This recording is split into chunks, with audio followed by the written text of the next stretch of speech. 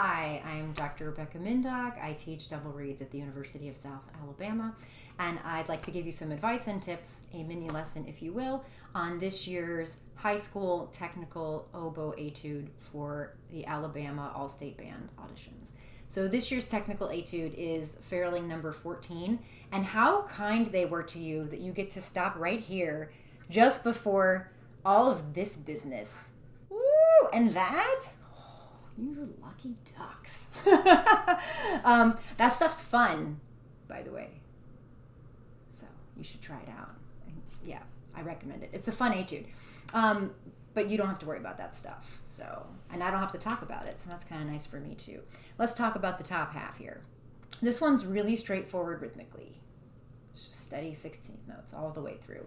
What it's less straightforward about are the articulations.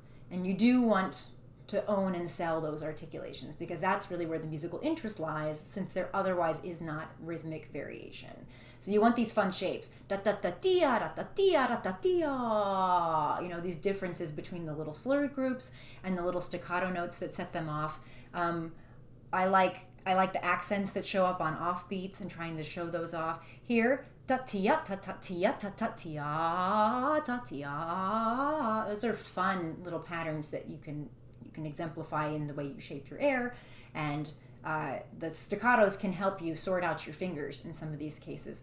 Some of the other spots you have to sort your fingers out and you don't get that luxury, but you do want to watch them. So the easiest way to manage those articulations is to play through this very slowly and really be after them. Don't add them on like icing on a cake later. They'll be really hard to add in. It's a really tempting thing, I think, sometimes when you play stuff like, I'm just going to get the notes and then I'll add the dynamics and the articulations in later. But everything we do is building muscle memory, and that includes our air and our embouchure and our tongue. So why would you build muscle memory that you're going to have to change later? That's hard. It's way harder than just building it in the first place. Okay, so be on yourself about the articulations. Trust me, it'll make this etude more fun. The other thing that's tough about it is it's got a lot of cross fingerings and stuff that's easy to either misfire a note or have little blurbly unintentional bonus notes. So again, play through it slowly. When you have an etude like this that's all the same rhythm, this is a really good candidate for when you practice it slowly, changing your rhythms in order to speed up some of the finger changes while not speeding up all of them, and giving yourself the ability to keep track of what you're doing while working up faster patterns. So like as an example, if I started on the first full measure, I could do long shorts followed by short longs. So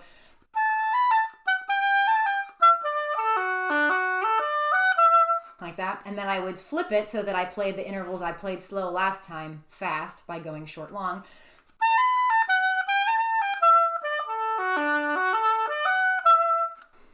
Right? That's a good way to mix up your practice and work on evening out your fingers. And then you can start combining short notes together. So I could do long, long, short, short, since they're in sets of 4.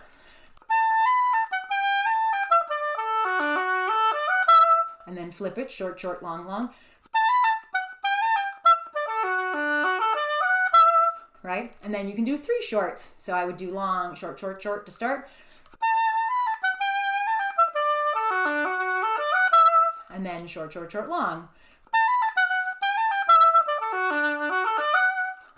And then short, short, short, short, short, short, short, short, short, right? All the way through. But just be methodical, use your metronome, always stay in control of everything you do. Make sure that you're using your half holes on your octave keys appropriately, because if you're being kind of fast and loose about those notes may not always work for you, or they'll throw off your intonation. And it's amazing how easy it is for little things like that to completely destroy your technique. Like that as you're playing, you're like, did that sound right? Oh no, I just fell all over myself because I got distracted by that note sounding weird or not coming out.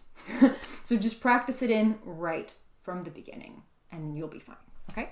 I don't think, other than reminding you to acknowledge your dynamics, that I have any other particularly helpful tips to add. Oh, I will say these high Ds that are in the slurs, this one too, but it's a tongued one, so it's a little less treacherous.